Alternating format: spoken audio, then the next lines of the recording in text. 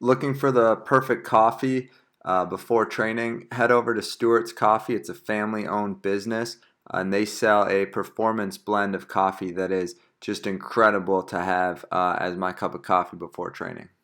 All right, welcome back to another Footy and Coffee Conversations. Been gone for a little bit, but we're back now that our season is over, and we are going to jump into it. So just to start, if you want to introduce yourself, what position you play on the field, and the last club you have played for. What's up, guys? I'm Alex DeJohn. I'm a center back, played for Orlando City recently for the last 2 years, and I'm excited to be here. Yeah, now are you a big coffee drinker? I am actually. To be honest, I didn't drink too much coffee until I went to Finland and Sweden and Norway, and they're the ones that they're big coffee drinkers over there. So that's where I started drinking coffee. It's crazy over there. Like they just don't. I don't know what your experience was. My experience is like they don't respect the time of coffee rules. Like it's 10:30 at night, and they're like, "Hey, you want this super Yeah. strong dark coffee?" Like, Yeah, they do that a lot. It's crazy, honestly. I wonder how they do it sometimes. But it's a nice social, it's a social aspect for them, and it's nice to be a part of it and have conversation and just hang out. oh, 100%. Yeah, I got hooked on coffee over there, and now the kids at games like yell at me Yeah. in Swedish. And go, "Oh, you have coffee in your cup?" They think it's so funny because they see me drink it so much. Yeah. But also on a side note with it, you are the first guest that I'm drinking iced coffee with. So Oh, okay. I feel making special. headway with it. Exactly. All right. So obviously you gave a little bit of a preview of a place you've been, but let's Mhm. start back with your youth career. What did soccer look like for you in the beginning? Yeah, I feel, I probably started playing since I was 3 and could actually walk around and do stuff. My parents always told me I always had a ball and I was always playing with the ball. But like after that, I just felt like it was something that I had so many good friends with. And it just kept me into the game. I mean, obviously I loved it, but that was just another aspect because I played other sports growing up. I played basketball, I played baseball, I played football. And and it came to a decision when what was I going to do because I had to kind of focus on one, especially as I got a little bit older. And I just, like I said, I had such great friends with soccer and I just love to play it. So, that was the path for me. So it was mainly just the friendship part, not you were so much better in one sport than the other. I think, to be honest, I think I was a good all-around athlete. I was decent at everything I played. Yeah, I think maybe I was the best at soccer. But Yeah, I mean, like I said, I loved it and I had good friends and it was just like I've always wanted to be a professional athlete. That was my goal. Obviously, since I was a kid, I'm sure it's many. So for me, it was whatever I was best at, which was soccer, and that's what I pursued. Now, when you were starting to play, obviously, sure, you're a great player, but you weren't playing necessarily the highest club soccer, things like that. You Um, were playing traveling soccer and all of mhm. that. So, did you have were your parents like big into sports if they knew that your goal is professional soccer? Or were they just like, oh, my kid's good, but we don't really know how good, so he's just playing with his friends and having fun type of thing? Yeah, I mean, yeah, I grew up obviously playing travel, and as I got older, it got more serious, and I've got to better clubs. But I'm probably from where I got scouted for college was at just like not at a big club in New Jersey. We were really good because we had good players, but it was just a small like township club. And my parents obviously were like they sacrificed so much. Obviously, traveling to tournaments, we went down to we go down to Virginia Beach, we go to Pennsylvania the next week, Maryland. So they sacrificed a lot doing that, and they were just I loved it and I was happy, so they just did whatever I could do to be happy. Yeah, I feel like that's one thing that's sometimes common is if your parents aren't from like an athletic, super athletic playing in college or something, people tell them like, "Oh, my kid's good." But you have no Yeah. idea, and you never think like, "Oh yeah, my kid's gonna be a pro athlete," you know? Yeah, no, for So, sure. Yeah, it's like you kind of every parent puts their child on a little bit of a pedestal, and uh, obviously everybody's parents, I'm sure, just think their kid's good. It's like when does it get to a point where it's like, okay, maybe you need to pursue something else, or kind of let's just keep going and see how far you can go with it. exactly. So then I know you were killing it in the high school game. I believe three Yeah. years all district, all Hmm. state. You were on New Jersey ODP. You guys did Yeah. well there. At that point, obviously, you switched clubs to a more serious competitive club. You're thinking for sure 100% college soccer. What is the process for you of finding the right school? Yeah, so like you said, I was a 4-year varsity athlete, and I feel like it's weird to say now because kids aren't experiencing that high school soccer like we did. And I loved playing high school soccer because it's literally going out and playing in front of your friends at school who can come out and watch you play. You always say that, oh, you're good, but like they never seen you play. So that was awesome.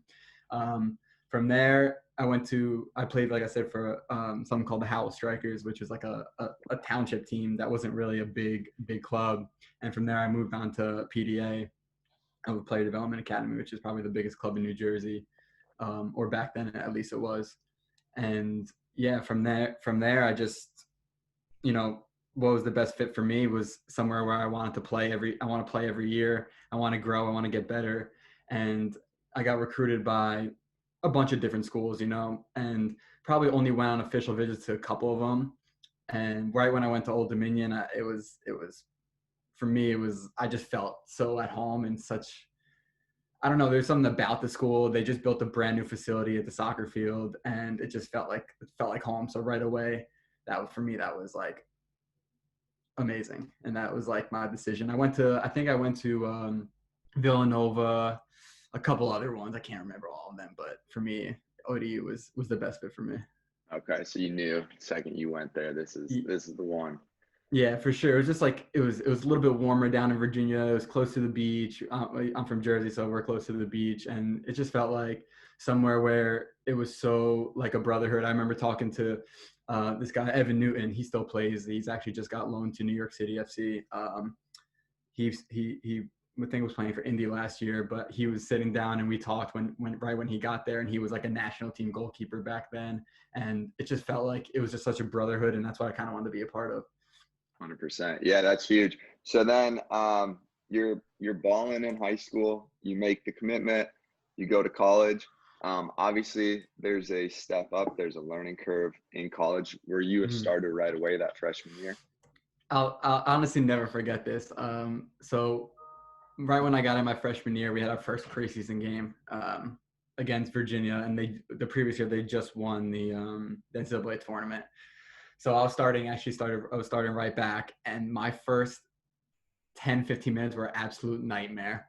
It's like you said, it's a learning curve. I was good like in preseason, and then right when I got to the game, had an absolute nightmare.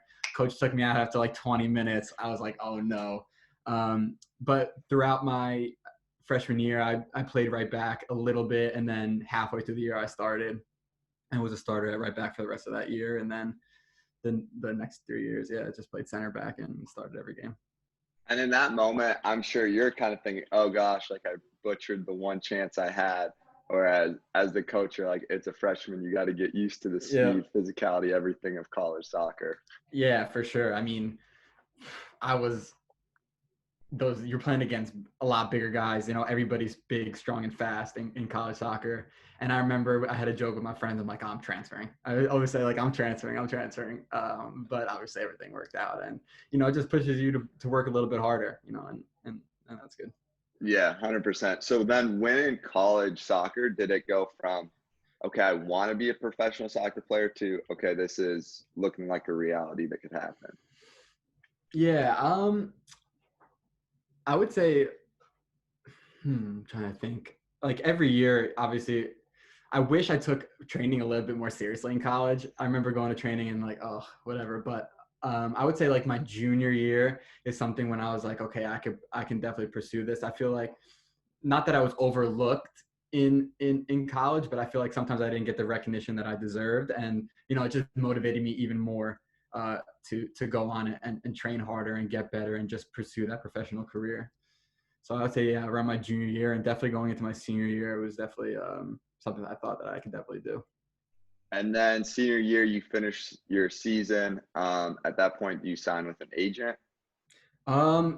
Yeah, I think it was more, I don't think, I can't remember exactly how it went.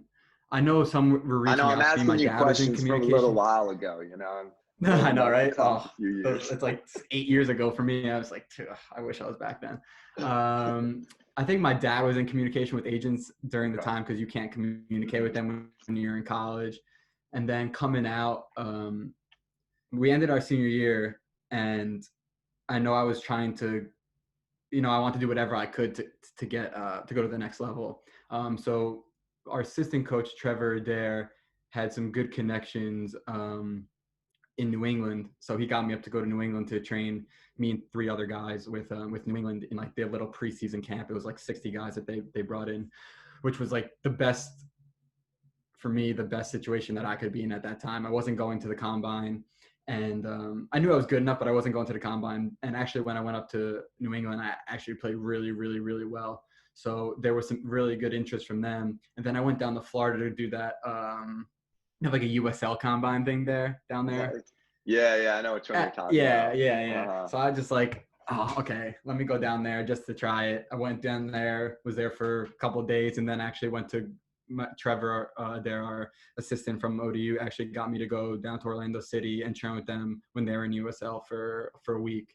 So I did that, and I don't think I had an agent at that time, but yeah. So that's where it happened, and then I went back up to ODU and was hanging out there and trying to figure out what was going to be the next moves. Yeah, then talk me through the draft. Yeah, so I actually remember walking off that it was after I was training with Orlando City. Their head coach, who's now the head coach of Minnesota, what's his name?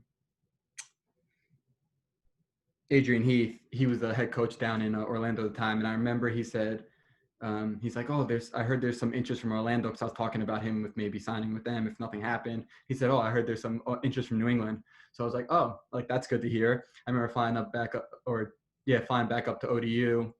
I was at ODU, and then the draft was like a couple of days later, and yeah, New England picked me up, and I don't remember what round, but that was probably the best feeling as I had as an athlete through to that time.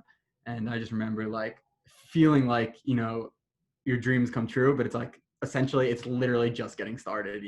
It's like Yeah. you can't be satisfied in that moment. That's the moment that you're like, okay, let's go.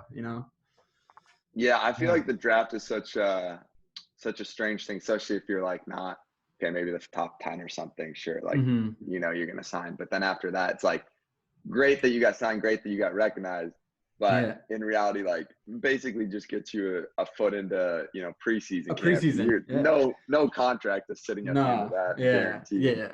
I think that's like the hardest part is like you're so happy, but you're like, okay, now I have to go fight for a contract. And obviously, so I went up to New England. We actually flew out to Arizona for the preseason camp. And I was there for probably 2 weeks, played really well again. Then we flew back to New England. And they drafted Andrew Farrell that year, so they were pretty like keen on him. Obviously, they were the number 1 pick, and they had other center backs at the time. So I remember walking into Jay Heaps' office because he was the head coach at the time, and he just said to me, Alex, we've been really impressed with you, but it's a very tough roster to make. We have 4 center backs right now, so we're going to have to let you go. And I remember I was like so devastated at that time because I for sure thought that I definitely played well enough to earn a contract. But in retrospect, it was probably the best thing that ever happened to me. Yeah. So obviously disappointing, obviously frustrating. Yeah. It's that uncertainty when you don't know what's next. Looking back on it, you can say, oh, it was in retrospect the best thing, but in that moment, probably just feels terrible. Yeah, devastated. At that point, do you consider any USL or anything, or how did you end up making the switch over to Europe? So that I think at that point I was talking to an agent, and he has sent other people over to Europe, and that's something that I've always wanted to do, but obviously probably pretty difficult, but it's always something I want to do. And I just figured that I have more of a chance of moving up in Europe and always coming back here than I did playing at USL and trying to get back into an MLS roster spot, because I know plenty of guys, especially guys who I got drafted with, who signed with New England, then got loaned out to USL, and then the next year were no longer playing, and stuff like that. So for me, that was the best opportunity for me, I thought, and it's something that I always wanted to do. So I said, let's do it. Yeah. So then agent says Finland. Now, what is your first reaction when you found out Finland? Because when I heard Finland, for me, the first thing I did was Google top 10 facts about Finland because I knew nothing about the country. But yeah, my first reaction was, what is Finland? Where is Finland? And I remember looking at pictures and I just saw, oh my God, it's gonna be freezing there. And that was the time when I decided that I wasn't gonna go back to school because I had one more semester or half a semester left, or no, one more semester. And I just decided that I'm gonna pursue my dream and just pick up and go. And I remember landing in Finland and the snow was probably 4 feet. It felt like 4 feet. It was so cold, so much snow, and it was mid-March. It was like the craziest thing I've ever experienced. Gets dark super early. Oh, I know, it's crazy. You know, that was definitely taking some adjusting. I remember so I signed with the team. EIF was I forget, I can't even pronounce the name, but it was EIF was their initials, and it was in some little town called Ekenas, and it was down south, and there was second division, which is like really the third tier, but second division. And I remember getting there, and after coming from New England, which was such like a, MLS has these nice facilities, everything's top notch. Getting to this little third division club in Finland, and I was like, oh my God, it was just so completely different than anything I've experienced. And I literally remember calling my agent and was like, I don't think I could be here. And he was like, give it another week, I was like, okay, I'll do it. And it was probably one of the best years of my life. It was just something so different than anything I've ever done that I matured so quickly in football and in life. And it was just probably one of the best experiences that I've had. Yeah, I think that's the shock that most when you go from college even to playing over in Europe is you're more the facilities, all of that is more professional in college than what you get in Europe in those For situations sure. because they just don't have the same money and Mm-hmm. finances to have real nice locker rooms. So you're on like, Yeah. buses going into a locker room with just little like things to hold your coat on and that's it. Yeah, That's I know. like hey, wash your own jersey or whatever sometimes. It's all It was definitely a grind. It was definitely a grind. And even, yeah, like you say, come from college. There's some colleges who have better facilities than some of the top clubs in those Sweden, Norway countries. Like you said, they just don't have the money, but they don't really prioritize that kind of stuff. So for them, it's like a normal thing, kind of. For me, I was just yeah. like, oh my God, so different. You find out you have one pair of socks for the whole year to Yeah, make them right. last. Yeah, good luck. During that season though, you were starting to train with a top league team. Is that Hmm. correct? Yeah, Okay. during that year, um, we had a connection with um, TPS, right?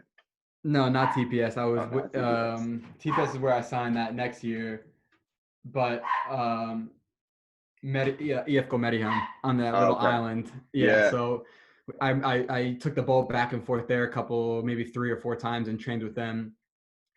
We obviously had You did the boat? yeah, we did the boat. The boat was great. Ah. Did you ever go at night? Yeah, The, you go the, during at night, you sleep at night. Dude, the boats the, are crazy. the Vegas of Finland. Dude, literally the Vegas of Finland. They love it there. Everybody's gambling. They have like those live shows. It's cool. It's really cool. But yeah, so I went there and trained with them, and we had a really good year at EIF. We wound up, playing into that promotion game. We wound up, I think we drew 2-2 away, and then we picked up a red card probably the first 10 minutes of the game at home. We wound up losing 1-0, so we didn't advance. But personally, I had a really good year. And then the assistant coach from EFCO Mariham went to TPS to be the assistant coach there, and that's where he brought me because he remembered me, so he brought me over to TPS, which was pretty cool because that club has a lot of history, a different part of Finland, but it was definitely a nice step up. Yeah. Now you get to top league in Finland. Um, it's not the MLS travel. You're No, on definitely buses not. for most Yeah. of it, that sort of thing. How is that? Because I mean, it's obviously it's a step up in the professionalism and the niceness of stadiums, facilities, all Mm-hmm. of that, but it's also still not the same level as the Yeah. US with those type of things. Yeah, for sure. I think the biggest, even when I was my first year in Finland, the biggest thing for me to adapt to was the technical ability. So like I was always strong. I was always fast. I was always good in the air, all that kind of stuff. I was athletic. And even at this second division Finland club, I had to practice. My technique had to become better. So moving into that, it was something I had to adapt to. And then even more the next year in TPS. But like you said, the traveling, yeah, is not ideal. You're traveling 8 hours on a bus. I remember 12 hours on a train up to ropes up north. The travel is obviously not ideal, but it's something that you don't want to make excuses for it. You know, you're trying to still go out and play your best because you still have you still want to make a jump the next year. You know, and it was definitely a really cool year as well, and definitely another year that gave me a step up in my athletic in my technical abilities to adapt. Yeah, I had the same thought kind of when I went after the first year. I was like, I don't remember in college soccer ever having to be able to keep the ball like this as a center back. Mm-hmm. When did this Yeah, become like? And the then thing. I don't even Yeah. know over there. It's just crazy how much more you're asked to do with the ball at your feet. Mm-hmm. And honestly, like I feel like it's adapted me so much to where I feel like I need the ball now. Before I never really needed it. It's like give the ball, okay, give it to the center mid. Now I want the ball all the time, no matter what the situation is. I always really want the ball, and it's just like obviously the game has changed so much since we've been in college, and it's just like that's the new game. You need to be good with the ball. Center Mm, back doesn't matter where you are. Goalkeepers, it doesn't matter. It's important. 100%. Yeah, 100%. So then you have 2 years in Finland. What made you decide not another year in Finland? What made you decide Norway's the place to go? So obviously, Norway's a step up again from Finland. I remember coming back home, was obviously out of contract. Usually I would always come back home in December, November for the holidays down here, and then fly back in January when preseason started up over there again. Um, and my agent just called me and said, listen, we have a team in Norway. They're very, very interested, but they want you to go over there for like a trial just to see you. They said it's pretty What much also done. in a side off is Scandinavian countries love the trial. They love They it. They they love don't it. love the signing on CV No, ever. right? They could easily, because I think 2 days into it, I signed, but like, I guess they just wanted to see that I was like, I guess it's their physical kind of thing that they don't have to run you through tests. They can just see you, I guess, moving and stuff like that. So I wound up signing with IK Start, in the top league in Norway for 2 years. And, that was awesome too. That was another step up. Another time I had to grind and get better. My technical ability had to get much better because the game was faster, more sharp, more tactical than Finland, and it just took some time to adapt as well. So how in that, just briefly, how did you find you improve the most in those skills? Just by being in training, or was it something you were like actively doing to make that difference? Both, I would say. I definitely took training more and more seriously every day. I lived probably 10-15 minute walk from the stadium. So on days off, me and some of the guys would go in and do extra training. Um, a lot of technical stuff just by myself sometimes. Even hitting the ball off a wall, setting up little goals, passing the ball off like a bouncing thing, get it back and then go and pass it, just like stuff like that. But it was just something I really focused on in training, that every day I set a goal for myself, like, okay, I'm going to play with my left foot all training, or I'm going to do this all training, because that's something, when you set those little goals in training, it's something that you can, aim for that training. And Mhm. that helped me a lot. Yeah, so you have 2 years in there. Obviously, you excel, play a lot of games, continue to improve yourself as a player. Mhm. At that point, what's your thoughts when that 2 years in Norway runs out? What are you thinking? Yeah. So, I mean, I felt like that was probably the most stressful because obviously I want to make another jump, and it just was not many things were going on at the time for me. I felt like I played well, but obviously I'm a foreign player at the time, and you need to be. The thing about going overseas is you need to, if you're a foreigner, you have to kind of be good and lucky. You need to be in a system where, okay, we can take in another foreign player, and you need to be good, to get to that situation. But Absolutely. for me, it was overall, it was a very, very good experience, and I definitely felt like my game adapted and got much better. And it was like, where's that next jump, or do I want to come back to MLS if that's even a possibility? Because I always thought that, okay, I'm going to go overseas and I'm going to come back to MLS. Like, that's always what I kind of wanted to do. And yeah, so I remember coming home and just being super stressed out about what I wanted to do, where I was going to go. And How terrible is it when you're out of contract going home? it is, it does. Like, I feel like some people think that, oh, they're professional athletes, so they make a lot of money, so it's okay, like, you're not making that much money over in those countries, Mm-hmm. and you are always looking for that next opportunity. And even I remember I barely took any days off. When I would come home, I would be like back on the grind, like, okay, do I have to maybe go for trial in whenever, so I need to be ready to go. So I'd come back, pretty much train almost every single day, maybe weekends off, and just do the things that I can control, that I can, because I can't control what's going to happen, who's going to call me, who's going to pick up the phone. So I had to be ready just at any time.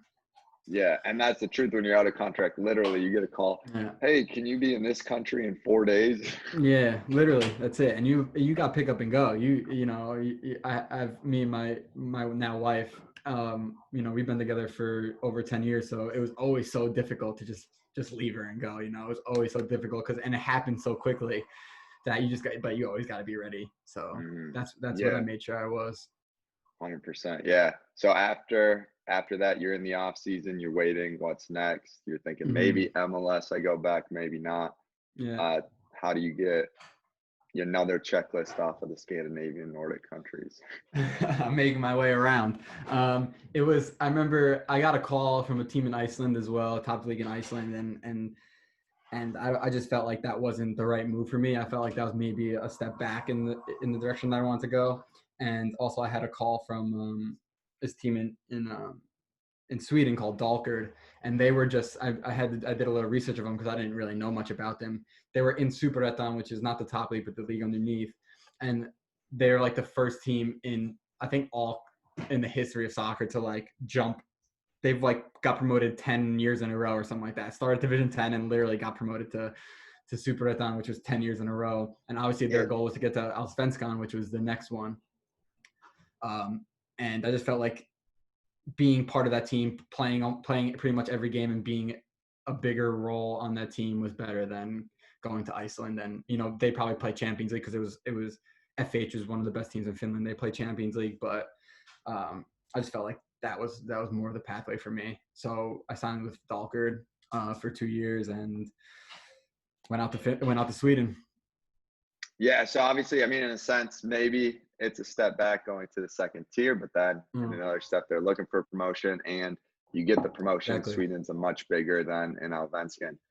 So that year, obviously, then you're starting, you're playing a lot. You guys make it, you get promoted. I can't imagine that feeling going there. That's got to be one of the best memories in your soccer career. For sure.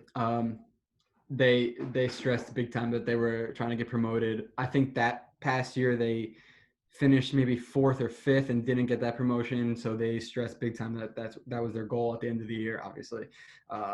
So I felt like I wanted to be part of that. And yeah, I feel like some Americans will never be able to experience playing in a team that can get promoted, allowed to play. I mean, obviously it's a great feeling to win MLS Cup, but that feeling where every game matters and you're literally fighting for that promotion is like so rewarding. Just like every single game being turned on, when sometimes you're not in the playoffs, you can turn off a bit, but in Norway, when we were playing out, we were fighting not to get relegated. So every single game towards the end was very crucial in that sense. But which that's another way that Americans need to experience the stress of every day doing the math on what points could happen to keep you in the relegation battle. It's so hard I remember our coach was like, don't think about it, just go out and play, just go out and play, just go out and play. But you're thinking about it, you're like, obviously we don't want to get relegated. So I remember doing that, and that was, but fighting for relegation was probably one of the best memories I had until we got promoted with Dalkurd and we wound up going to Allsvenskan, which is probably, I would say, one of the best leagues in Scandinavia. And yeah, it was honestly, it was a crazy experience. Now, when you get to the top league, in Sweden, obviously, great. You keep moving up every year, but Hmm. the difference in abilities of the players, the team tactics, all of that Hmm. is such a massive step up from that first year in For Finland. sure. Yeah. At that point, are you continuing to keep up with it at all, or have you had any like setbacks, I would say, in the process of going up and climbing with those higher teams? You know what I mean? Yeah, for sure. I mean, you every year you're going into like you're going into the year thinking I want to play every game, I want to start every game, but that's never the fact. I mean, obviously, yeah, if you're like the Cristiano Ronaldos or the Messis of the world, you never have that kind of adversity. But I feel like for the average player, you face so much adversity in the fact that you'll start this game, you'll have a bad training or something, and then you won't start the next game. I remember in Norway, I started like the first 5-6 games of the year, and then and then I was bad in training, and our coach said, "Okay, boom, you're not playing this next game," and you just got to be like, obviously you're pissed off, and then you're just like, how do I come back? How do I overcome this adversity to be able to play every game, and realistically, I didn't start every game. In Sweden, I didn't start every game, but you know, even when we got promoted to Allsvenskan, we signed a new coach, and um, I felt he wasn't super keen on me, So you're trying to change that perspective of the coach to be able to play every game. And I started the first game of our first year in Allsvenskan against AIK in Stockholm, which was a great memory as well. They play at Friends Arena, which is a really, really big stadium. It was packed, and it was their first year in Allsvenskan. So I remember that was great. And I got taken off at halftime, and I didn't even play bad. We were down 1-0 at halftime, I think, and I didn't even play bad. And he decided to sub me out. And it's like, sometimes it's just so gut wrenching because you deserve to be out there. You want to be out there. You work so hard for the opportunities, and sometimes just maybe a tactical switch it sometimes costs you. And yeah, it's just overcoming that adversity. And then some of the games I wasn't in the 18 in Sweden in the Allsvenskan, and then some of the games I was starting, and some games I come off the bench. It's just like how to be mentally tough in those situations and just focus on yourself and getting better every day and just being ready when the opportunity comes. Yeah, hopefully it's like when you're not in the 18, it's when it's a terrible travel away game or something. Yeah, right. Exactly. Yeah, for sure. Sometimes you're just like, and the worst part about it is the only time you'll get a chance to come back in is if someone makes a mistake, you lose a game, and you're never rooting for your team to lose. Right. Maybe they win 5-4 or something. No, I'm just kidding. Yeah. But no, but yeah, nah, you're never rooting for your team to lose. Obviously, you have such good friends on the team, and you're part of that team, and you want to be part of that team. You want to win games. You want to be part of a winning team. So yeah, you just gotta wait for your opportunity, and you do that by training good every day. You're just ready. You like think about like, okay, I didn't play all year, but you're literally training your position every single day. So you should be ready for when your number is called to be able to jump in that position, to be able to jump in that opportunity. You've really been training your whole life for these kind of little moments where, boom, your number's called. Okay, I got to go and I got to play well. So I just think that is so important in the mental aspect of the game, where a lot of people maybe don't see those things for athletes like us, but Yeah, it's and then you something that's see important. the opposite of the player who doesn't stay ready, then finally gets their moment and Yeah. just total butcher it, and then they're back on the Exactly. bench again. Exactly. And you never want to be, and you don't want to be that. You always got to be ready. So So that's important. that season ends your second year in Sweden. Yep. You had mentioned before your contract, or when your contract ended in Norway, you're thinking maybe back to the U.S. At this Mm-hmm. point, you do end up coming back to MLS. How does that come to fruition? What was the decision to finally leave Europe and come back? Yeah. So it was something, obviously, like I said, I always wanted to do. And I remember after the season, I was still hanging out with some of the guys on the team. I think I was getting ready to leave within the next couple of days, and I had a missed call on my phone. And I remember looking at it, and it said it was on WhatsApp, and it said NYCFC, and I was like, this is weird. Like, how is it? Like, So I remember calling him back, and it was one of the scouts for New York City FC, who is like a Scandinavian guy who does scouting for them, and said they were really interested. So like going back home after my year, I was just like, I'm from Jersey. I was like, okay, this is probably, I couldn't ask for a better opportunity. This is something I definitely want to do, you know? And it just came in my mind more and more. I was like, okay, like, you know, it'd be nice to be home, play in MLS. Obviously, I've always wanted to do that. And so NYCFC and my agents were in talk for maybe 2 or 3 weeks. They were trying to figure out, you know, like all that stuff. And I remember when NYCFC went to, because in MLS, you have to discover players. So if you had never played in MLS, a team can discover you, like write you on their list and discover you, and they have your rights to give you a contract before another team. So wound up being that NYCFC was going to discover me, and I was already discovered by Orlando City. So I couldn't negotiate anything with New York City until I was done negotiating with Orlando City. And James O'Connor was the coach down here. And I just loved everything he was saying at the time and what he had envisioned for me. And for me, that was just like, okay, I'm going to go live in Orlando, Florida. Nice to get out of the friggin' cold. That was so cold every year to get to the warm Florida sun. So that's kind of how it came about.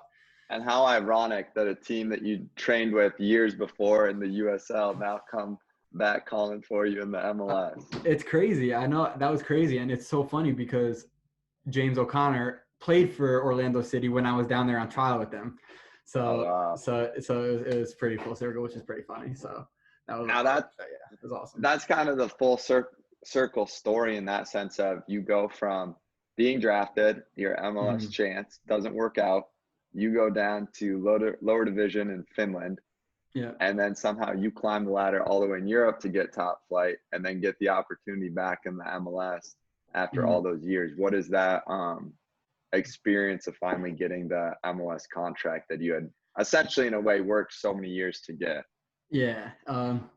It's just the best, you know, I just felt like I had something to prove. I remember when I didn't sign that contract with New England, I emailed Jay Heaps and I said, thank you for the opportunity, but don't worry, I'm going to be back. And I remember him saying that I have no doubt in my mind that you're going to be back.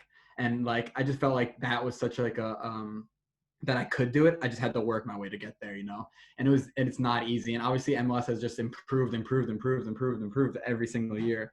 So for that to come into fruition was just like the ultimate kind of like payback for that first contract not getting signed. So that was awesome. Yeah. And then you get Orlando City facilities, everything beautiful. They do everything very professional in those senses. What's your experience playing in the Sunshine State? Yeah, it was great. I remember when I first got down there, you know, I felt like I was like, okay, I'm ready. You know, this is another great opportunity. Everything was so professional, organized. I didn't have to really worry about anything coming down here. I've heard so much about Orlando, their fans, and everything down there. They just built that new stadium. Been there for maybe I think 2012 or something like that, 2015. So yeah, that was awesome, and I just felt so ready and to take on the year. I remember working so hard at home every day to be ready for the kind of this kind of moment, and you know, I came into preseason really ready to go. And it's probably the hardest preseason I've ever been to, by the way. Oh, yeah? Yeah, James takes – it was honestly – he's just like old school English, you know? So, like, he would run – he was getting into us mentally. I think that was his biggest thing is he wanted to mentally challenge us. And you had to show up. If you didn't meet that challenge, he would kill you. He wasn't afraid to. So, for me, it was definitely the hardest preseason I've ever been through. But you made it through. Made it through. What's your favorite memory from your time at Orlando City? Probably my first game against we've actually played my first game against New York City, and just my family being able to come down and watch me play. My dad and mom have come overseas a couple times to watch me play, but from my brother and, you know, his girlfriend to come down and everybody watch me play in Orlando in front of a full stadium of probably 38,000 or some odd like that. It was definitely my favorite memory so far. Did you ever get the chance to play against New England? I did not, unfortunately. Actually, I came on as a sub, but I never started against them. Yeah. Throw the But 2-footer tackle. oh, easily. But it's funny because you get drafted with some of the guys, and Andrew Farrell's still there, Scotty Caldwell's still there, a couple of the other guys who I was there with when I was training with them are still there. So it was good to see them and just how well they've done in the league for the last 8 years.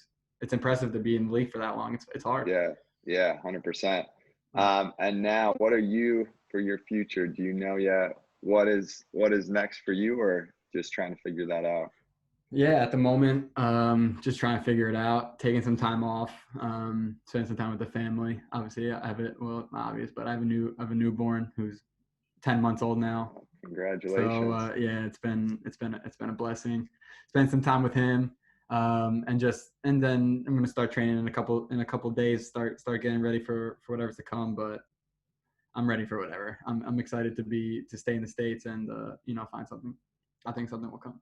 Now, aside note, just out of curiosity, having a child, how does that change your perspective on, or does it change your perspective at all, or the frustration after games, that type of thing? Honestly, win, lose, draw, going home and holding him is the best feeling. You'll he's happy no matter what, so you don't even think about it when you have him in your arms. Now when I'm not under contract, it's a little bit more stressful because you have to provide for him and you have to be there. So that's probably the most stressful part about this time. Yeah, I would imagine, because I think back, being in Europe, you lose a game, and when you don't have family with you, you're going back to an apartment by yourself. Sitting, yeah. And it's the worst feeling in the world. It literally is the worst. Literally the worst. So I can imagine going home to a smiling baby is much better in that. Oh yeah, 100%. Nothing else matters but him, so it's great.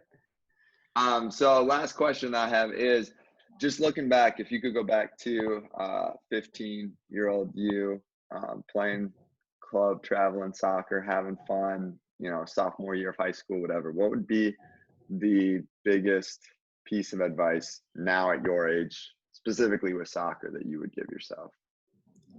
I would say a couple things. Number one, listen to your coaches because they are only trying to help you.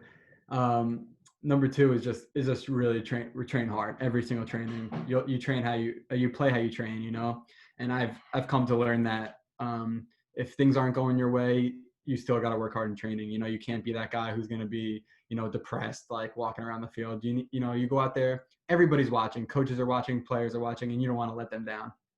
And they take everything into consideration. So definitely just, take training super serious, hard, and challenge yourself. I think, maybe this training, let's play everything with my left foot. Let me challenge my left foot, because now, like I said before, you need the ball in these days. Center back, goalie, doesn't matter. So you need to be good in tight situations. You need to be good with both feet. So you could set little goals for yourself along the way, but definitely training hard.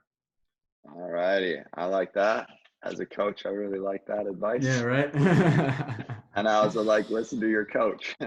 Yeah, right. That's but true. when you're 15, you know more than the coaches. Come on. Oh yeah, 100%.